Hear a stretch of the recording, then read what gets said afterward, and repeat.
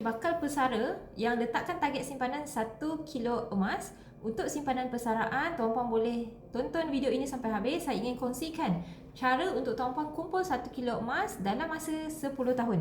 Okey, 10 tahun bersamaan dengan 120 bulan. Bila dibahagikan 1 kilo emas dengan 120 bulan, tuan-puan akan dapat 8.4.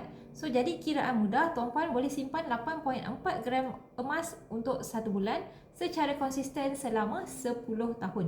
Tuan-puan tak perlu letakkan target untuk beli satu ketul 1 kilo emas seperti ini. Tuan-puan boleh juga letakkan matlamat untuk dapatkan sama ada 10 keping 100 gram ataupun 20 keping 50 gram ataupun 50 keping 20 gram ataupun juga 100 keping 10 gram. Tuan-puan boleh menabung dengan cara mudah di akaun emas Gap, di mana tuan-puan boleh menabung gram sikit demi sedikit.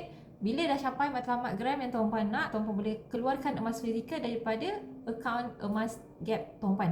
Okey, dan tuan-puan boleh simpan sendiri sama ada di rumah ataupun tuan-puan boleh sewa safe deposit. Simpanan dengan Publigo sangat mudah tuan-puan dan juga patuh syariah. So, bagi tuan-puan yang dah ready nak menabung, tuan-puan terus rujuk pin video saya untuk langkah mudah daftar akaun emas, dan nanti saya akan bantu tuan-puan untuk cara terbaik menabung emas di Publigo dengan bajet yang tuan-puan ada.